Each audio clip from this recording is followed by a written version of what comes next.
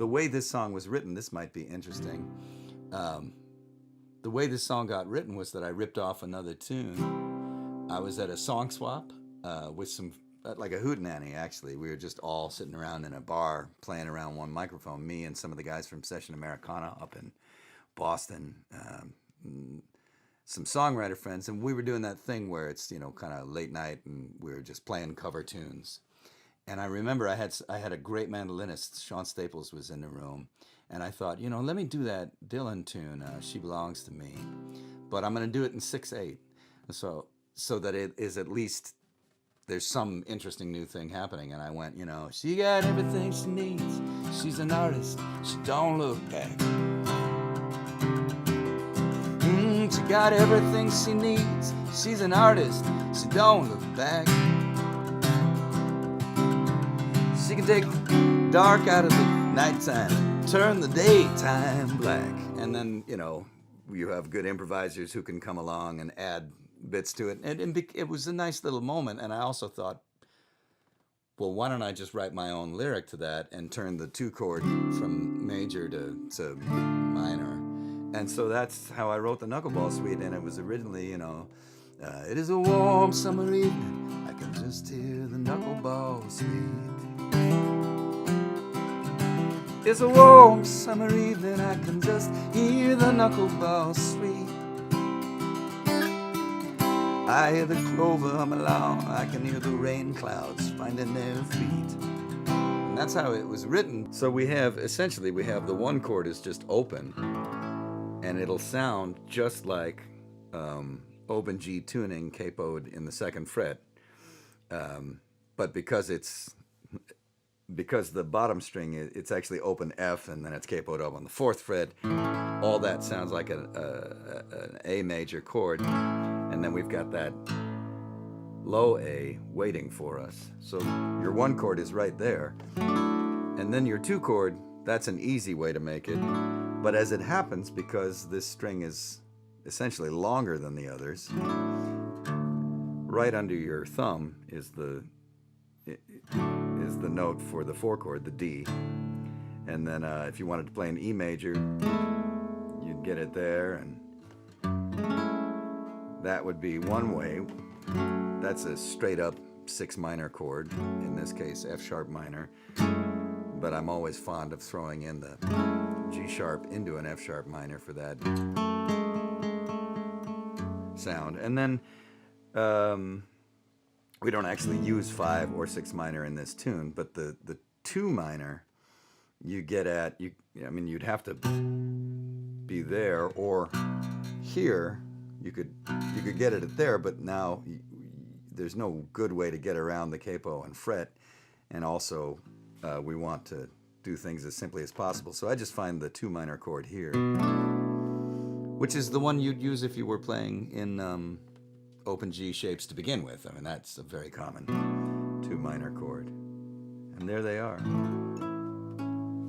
So in the beginning, I would have been strumming, sort of a 1 chord and a 4 chord and a 1 chord. And then the 4 chord, back to the 1 chord, and then 2 minor, and 4, and 1. Like, that's as simple as it is. But if that is your starting point, you have much less room to build on it. And so the very first thing that I did was sort of stripped that way down. And so we're essentially doing the same thing, but we're doing it through harmonics and just 1 fretted note.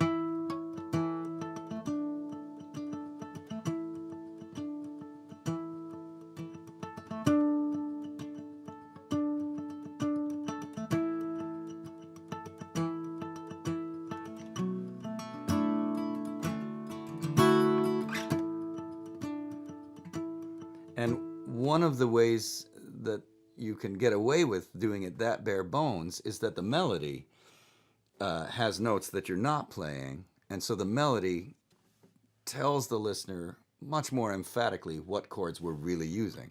The melody goes, "It's a warm summer evening, I can just hear the knuckleball sweets. is a warm summer evening, I can just hear the knuckleball sweet. So you have the chord, you're really making the chord out of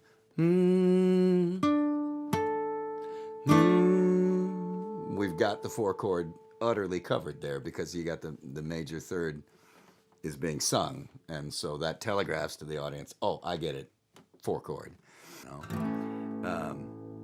So just the simplest thing, like, you know, I mean, you can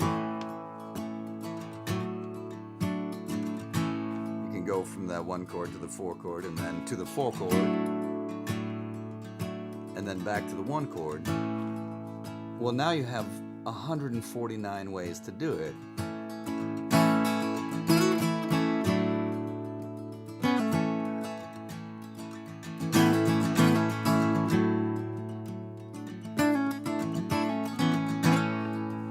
You know, and that's just one, and you can go.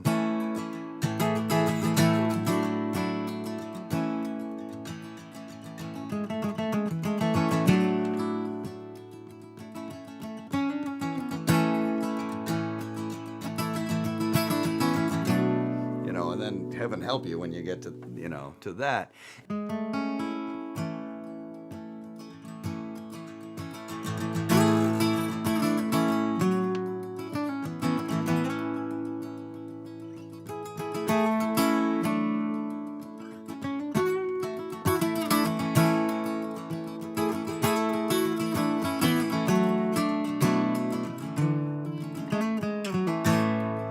That would be just one example of pretty do-re-mi kind of melodies. But what worked there was I didn't really feel the need to play the chords. And I think especially because we've heard the chords by now. This is our 3rd time through those changes. And so you just trust that the audience is going to fill in those chords. The rhythm here is, you know, 1, 2, 3, 4, 5, 6, 1, 2, 3, 4, 5, 6. And that has a pulse of 1, 2, 1, 2. And the bones of it are chugga, chugga, chugga, chugga, chugga, chugga, 1 and 2 and 3 and 4 and 5 and 6 and...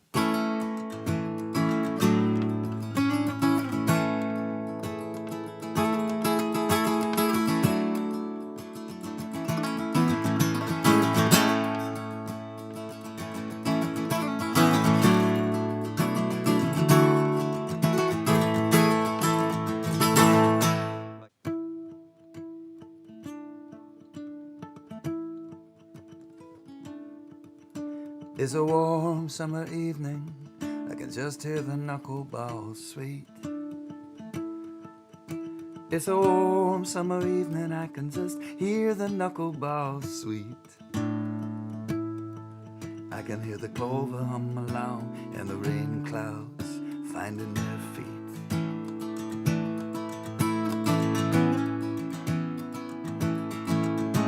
This town is a talisman, it's a vanishing breed. This town is a talisman, and we are a vanishing breed.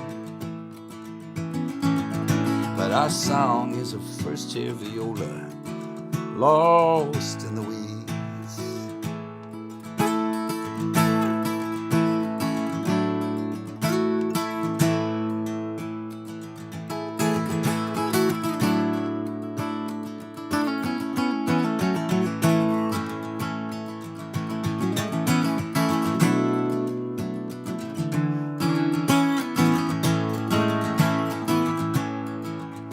Billy C. is drinking Sandyman port down at the old cafe.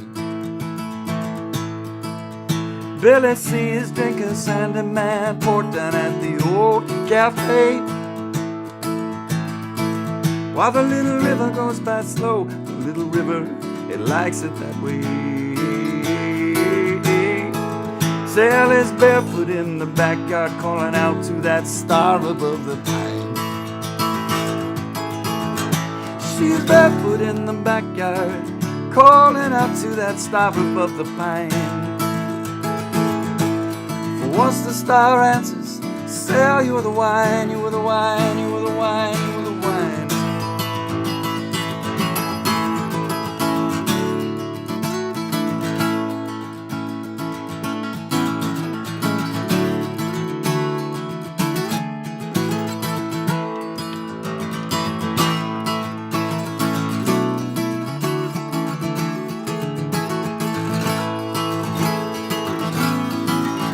My brother Franklin is the ace. My brother Franklin is a wildest sport. My brother Franklin is the ace. Now, oh, he is a wildest sport. He's going down to the old cafe to sit with Bill and drink the Sandyman port. It's a warm summer evening. Oh, I hear the sweet. It's a warm summer evening. Do you hear the sweet? I can hear the clover hum along. I can hear the rain clouds finding their feet. I hear the clover hum along. Aren't these summer evenings where you and I used to meet?